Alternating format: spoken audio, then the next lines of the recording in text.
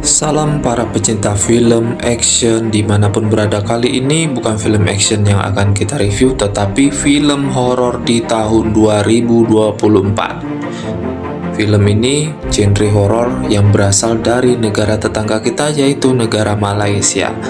Sebelum kita lanjutkan review film selengkapnya, untuk teman-teman jangan lupa dukungan channel ini dengan cara subscribe, like, and komennya biar kita review film-film yang paling seru berikutnya. Diawali dengan kisah sebuah mall terbengkalai.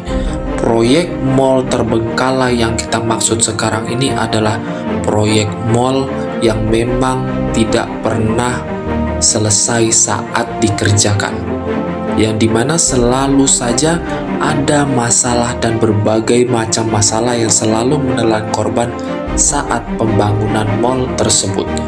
Jadi sampai sekarang pun mall tersebut tidak pernah selesai walaupun berpindah tangan oleh perusahaan lain yang akan menggarap pembangunan mall tersebut. Kita bocorin sedikit, film ini diangkat dari cerita novel atau cerita novel horor yang paling terkenal di negara tetangga kita, yaitu negara Malaysia. Saking terkenalnya novel tersebut, novel yang selalu bergenre horor hingga sampai sekarang diangkat kisahnya ke dalam film layar lebar. Ini adalah mall terbengkalai yang sedang kita maksud di dalam cerita, dan pemeran utamanya kali ini yang diperankan sebagai Aryani. Aryani ini yang bertanggung jawab atas pembangunan mall untuk saat ini, karena dia yang diutus oleh atasan perusahaan untuk menangani pembangunan proyek dari pembangunan mall tersebut, bukan karena alasan yang lain, karena ia pernah menangani proyek tersebut tetapi digagalkan oleh perusahaan lain, dan kali ini ia diberikan kesempatan oleh pemimpin perusahaan di mana tempat ia bekerja, dan di sini ia diberi tanggung jawab untuk menyelesaikan proyek mall tersebut di dalam pembangunannya sampai selesai, dan ia pun dengan terpaksa mengiyakan perintah tersebut. Sebenarnya dia tidak menginginkan perintah tersebut, tetapi apa boleh buat, dia dengan terpaksa menjalankan perintah dari atasannya untuk membangun kembali mall tersebut. Karena isu tentang pembangunan mall tersebut sudah tersebar sampai ke berita-berita lokal. Setiap pembangunan mall tersebut dilakukan pasti akan memakan korban, sehingga itu yang ia dapatkan informasi.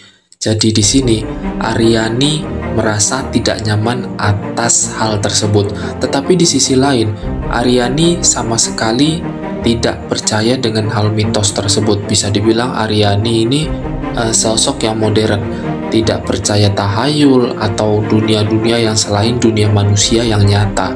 Tetapi apa boleh buat, dia terpaksa melakukan proyek tersebut dengan sang kekasih. Proyek tersebut diambil alih oleh Aryani dalam tahap pembangunannya bersama kekasihnya.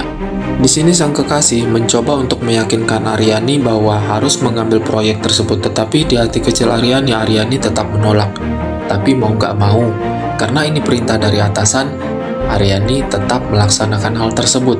Lalu keesokan harinya, pihak perusahaan memerintahkan Aryani untuk kembali mensurvei ulang tempat mall tersebut yang akan dibangun. Dan saat Aryani sedang mensurvei tempat tersebut, Aryani bertemu dengan seseorang. Seseorang itu dimana ia sangat kenal dengan seseorang itu. Ia kenal bahwa seseorang yang ia temui di mall terbengkalai itu adalah sosok seseorang yang akan melakukan perombakan di mall tersebut atau akan membangun dengan timnya. Tetapi yang anehnya, saat mereka setelah berfoto bersama, disitulah mulai timbul kejanggalan. Setelah berfoto, lalu sang kekasih memberitahukan bahwa orang yang ditemui Aryani di hotel tersebut saat Aryani mensurvei seorang diri telah meninggal dunia 6 bulan yang lalu. Di sini Aryani heran dan terkejut, tetapi Aryani tetap kekeh dan ngotot bahwa ia memang benar-benar bertemu seseorang itu, dan ia membuktikan dengan menunjukkan bukti fotonya. Ternyata setelah ia menunjukkan bukti foto tersebut, memang benar di dalam foto tersebut hanya ada ia seorang diri, tidak dengan orang lain ia berfoto. Di situ mulai timbul kejanggalan-kejanggalan yang aneh yang di luar nalar Aryani.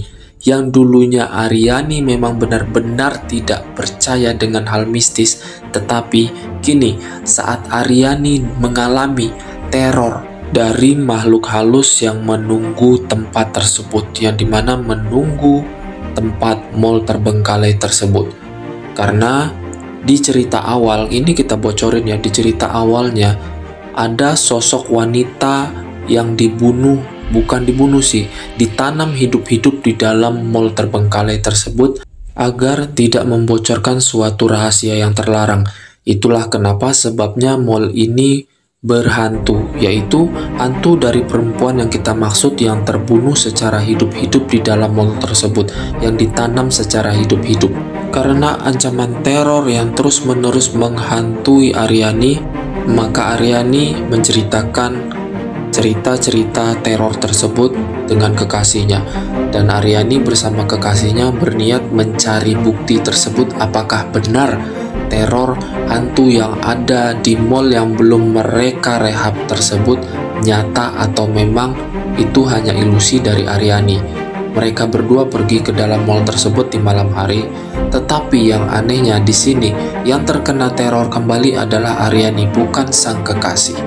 Di sini kita bingung, apa sih sangkut paut teror hantu tersebut dengan Aryani yang sebenarnya? Mengapa hanya Aryani yang dihantui oleh teror hantu atau penghuni mall tersebut? Teror terhadap Aryani semakin menjadi-jadi setelah mall itu berhasil dibangun kembali. Ya, memang dengan teror tersebut, seiring berjalannya teror terhadap Aryani, mall tersebut tetap dibangun apapun alasannya, dengan bantuan dukun atau orang pintar. Tetapi setelah mall terbangun dengan sangat bagus dan sangat rapi, teror terhadap Aryani justru semakin sadis.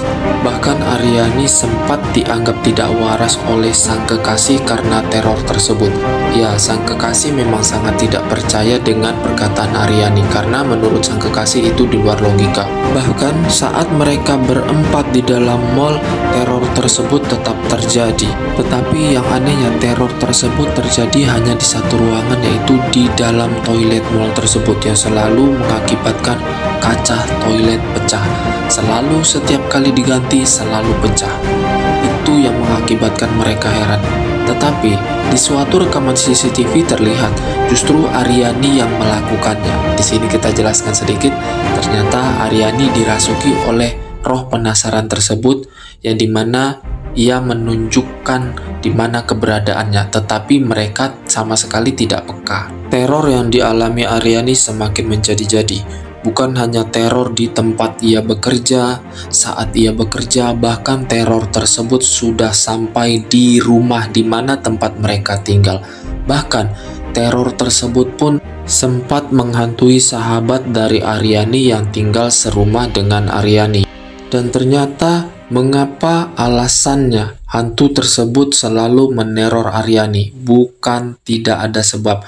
Karena ternyata Aryani pernah menyaksikannya secara langsung, di mana Aryani menyaksikan sosok wanita yang dikubur hidup-hidup, ditanam hidup-hidup di dalam tembok bangunan tersebut saat ia sedang berada di situ.